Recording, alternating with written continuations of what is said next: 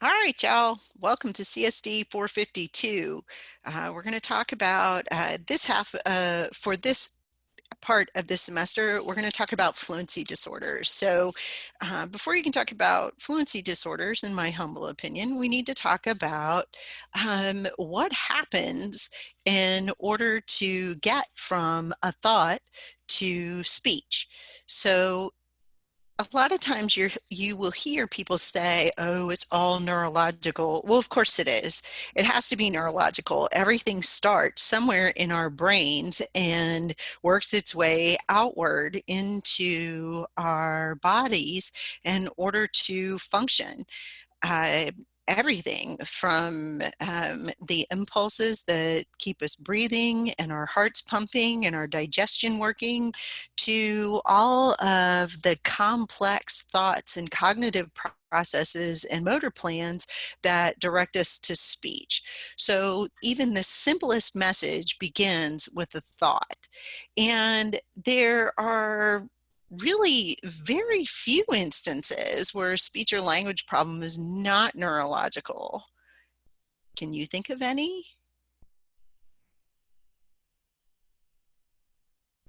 So the only ones that I think of are the ones where something like maybe cleft lip or palate, where you have an abnormal structure that is preventing accurate production of speech sounds.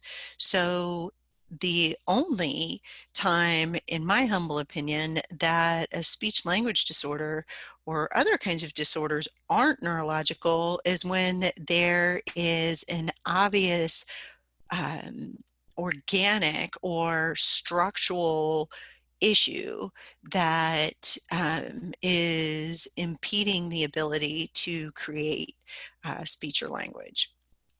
All right, so what we're going to talk about in this set of slides are some different kinds of models for speech planning and production. So we're going to start here with the simplest representation, where really you're looking at three crucial pieces of the puzzle. You have to have input, which in this case is auditory input, because that's what we use the vast majority of the time when we are thinking about speech language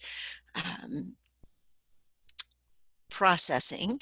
We are receiving auditory input either in the form of speech or other kinds of stimuli from our environment. And then we access what are called our lexical representations, which the most basic level you can think of as being your vocabulary. It is the words and understanding of language so that you can put it back together to create output. And again, for this particular class, because we're talking about stuttering, although stuttering can occur in sign language, we're going to talk about it as a speech production task. So it the most basic representation, you start with some kind of input which triggers your cognition and accesses your lexical representations, and you use those lexical representations to formulate a plan that ultimately you execute with speech output. All right, so we are going to move to the next slide, which is slightly more complex, where we start with, again, it comes down to input. And from that input, we have an idea of what we want to say next. So what is it that we what thoughts or message are being triggered by the input that we just got. So that's our idea. So kind of our cognition. And with that cognition, we add in words. Like that's again comes back to lexical representation, where we put the words together into an utterance. We add grammatical morphemes um, and we put it in a particular syntactical order depending on how we are going to respond. And then from there, words are broken down into their individual phonemes. So phonemes are the most basic representations of individual sound units in a particular language. And each of those phonemes comes with a motor plan. So the motor plan is, where does my tongue go? How are my lips shaped? Is voicing present or absent in the production of this particular phoneme? And the anticipation of the phonemes that are yet to be produced and are being planned for are obviously also part of the motor plan. So from there, you make your way to actual execution of your motor plan, which is the actual act of speaking, which provides you again with some level of input, because as you're speaking, you're also hearing your own voice. You're feeling it too. You're feeling the sound vibrations through the bones of your skull um, and other parts of your body, and you are perceiving those sound waves, and that's providing you with input too. And then you'll also get input from the person you or entity that you are communicating with. So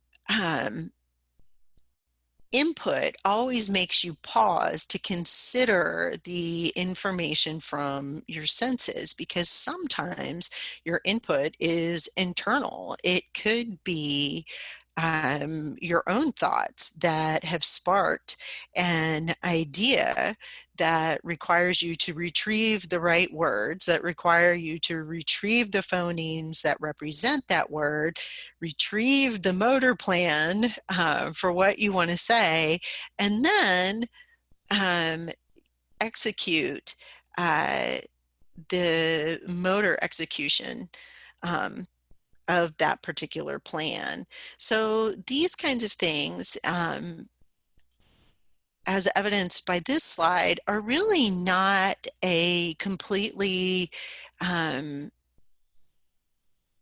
independent process. So you don't create your entire concept and then move on to formulating that motor plan and then beginning execution like it would kind of look like here, right? So input is a separate thing, and then your idea is completely formed and then you grab the words and then the phonemes, and then that's not actually how it works. How it actually works is that the input sparks that concept or the idea, which in this particular figure is called the conceptualizer.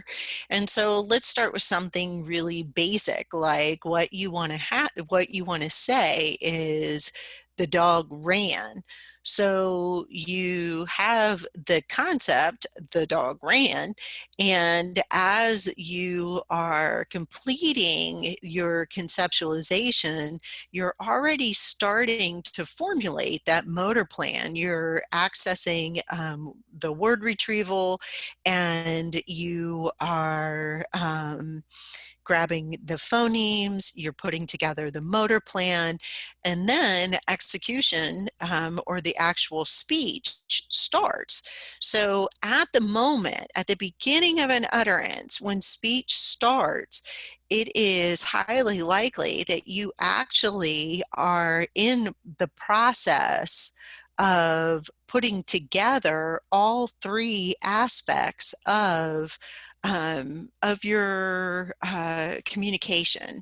So you're still conceptualizing, you're still formulating the pieces that are going to come later in your utterance, but you've also undertaken the actual motor process of beginning speech. So one of the things that we know about stuttering, and this is one of the reasons why I cover this at the beginning, is that stuttering tends to occur most frequently at the beginning of an utterance. And one of the reasons we think that is that the beginning of the utterance, like you can see here, is loaded with cognitive processing. So it's kind of the idea that you are using max capacity at the moment you begin to talk.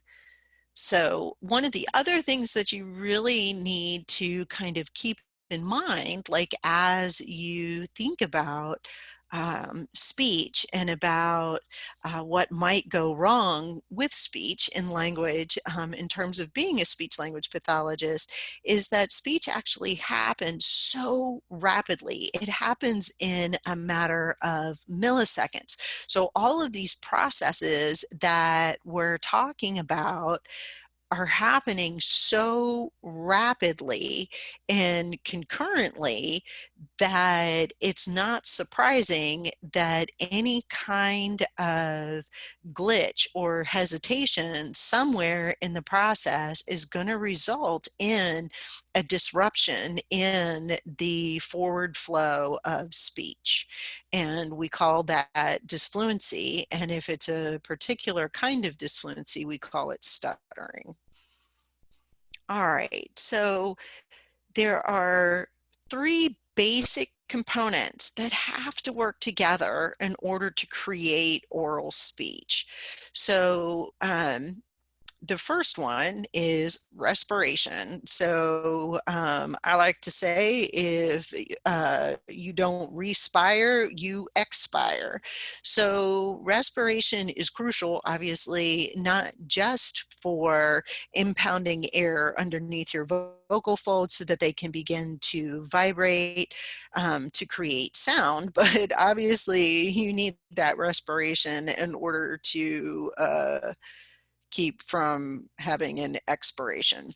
All right, so we have respiration, which contributes to phonation. In fact, it's a crucial element of phonation, and being able to take a good deep breath and sustain it and control the outflow of it is a key component of how long your utterances can be, how loud you can talk, and to a certain extent, how clearly you can be heard. So phonation involves your larynx and the complex coordination of all of the musculature that goes into the movement of your vocal folds and controlling the outflow of air so that your vocal folds do vibrate properly.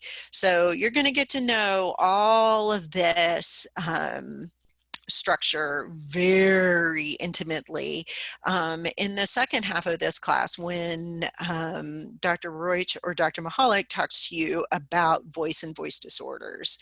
So for this particular class, I'm not going to ask you to know all of these wonderful muscles and anatomic structures, but I want you to remember that even though we cover different aspects of speech language disorders, they are all intertwined. And one of the things that I love about the disorder of stuttering and working with people who stutter is that it is the perfect, in my humble opinion, amalgamation of everything we know about speech language pathology. It really requires us to draw on what we know about neuroanatomy and physiology and genetics and And then basic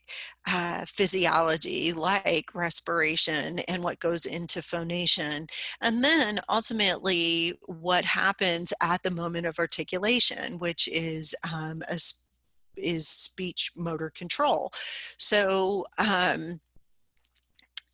it's all of that and more, because again, it comes back to also really being able to conceptualize what is happening up here in this part before we actually get to the execution of the motor plan. Because by the time we get to respiration, phonation, and articulation, we've already formulated at least part of what it is we're trying to say.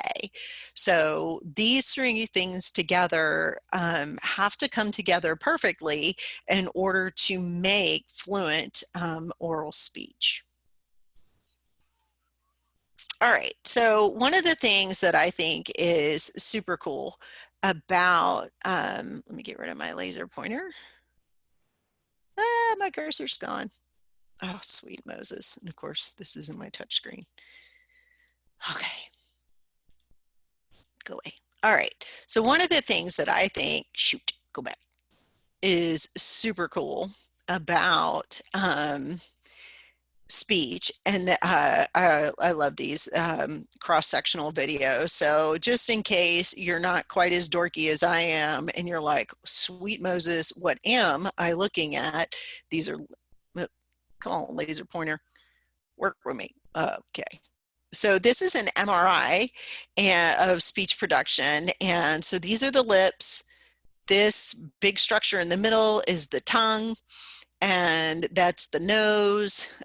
This is actually part of the mandible, epiglottis, vocal folds. Okay, I don't know if you could see any of that. I guess we will find out. Okay, here we go. My cursor, my thing's back. Okay, so vocal folds, epiglottis, tongue. This is part of the bone of the mandible, lips. That's the alveolar ridge where your teeth are, and that's nose. This is soft palate. You're going to see it kind of open and close, which is what contributes to nasal sounds or non-nasal sounds.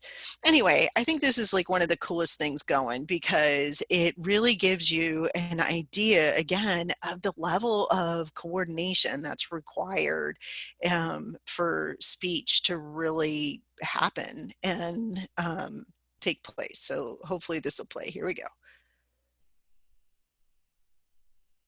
Uh-oh, not looking good for the home team. Oh, here we go.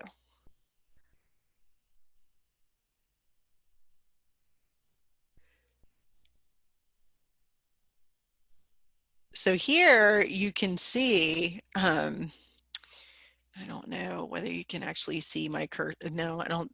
Anyway, so you can see the tongue tip. Did you see right there? They swallowed. Watch. Let's watch it again, because that's just cool.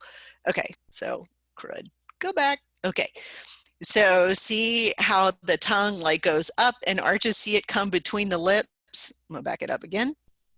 Okay, so here we go. So watch, tongue out, swallow. See the spit go down? Coolest thing ever. Okay, maybe you don't think so, but I think it is. We're going one more time. Okay, so you have to kind of guess. So what sound are they likely making? Probably ooh, because feel how when you say ooh, how your tongue hunches back. Ooh is a rounded sound. See how the lips are rounded out? Okay, so there we go. So I'm guessing that's ooh. Neutral position, ooh. Lick my lips. Swallow. So cool. Anyway, hopefully you think it's cool too. All right, so one of the things to really remember, and really just as we're talking about this and as you're thinking about stuttering and what stuttering is, every component of processing has to come together perfectly. Otherwise, you end up in what I call a verbal crash, where either sounds get repeated, or they don't come out, or they get stuck somewhere in the oral structure. And this is what we end up hearing as being disfluency or stuttering. But remember, speech occurs in a matter of milliseconds. So 1 full second is 1,000 milliseconds. So just consider how short a period of time that is, that all of this has to come together in order for speech production to happen. All right, so one of the things, this is a model that I was privileged enough to be a part of working on when I was a doctoral student at Vanderbilt. It is called the communication emotional model of stuttering, and this was me. I was the Graham in this author list. This was my mentor, Dr. Ed Contour, my other mentor, Dr. Teddy Walden. She's actually a developmental psychologist. My colleague, Haley Arnold, who is actually at Kent State now. My friend and colleague, Jan Crass, who we lost to brain cancer last year. And my ride or die good friend, who Kia, at the time Hartfield, but who is now Kia Johnson, and she's at the University of Houston. So we're going to talk about this model a lot over the course of this semester. One of the things that's really important as you think of a model of stuttering is that it doesn't just account for the overt behavior, or the behavior that you can see and hear that is the instance of stuttering, but it really gets at all of the other things that come together before you ever get to this output piece. So we're going to talk about all of these different pieces and parts over the course of our time together. And I want you to really kind of think about and understand, again, the complexity and beauty and magic of speech production. All right, so next time we're going to talk about differences between stuttering and disfluency. So get ready, because you have some assignment that goes with this. All right, have a great day. See you next time.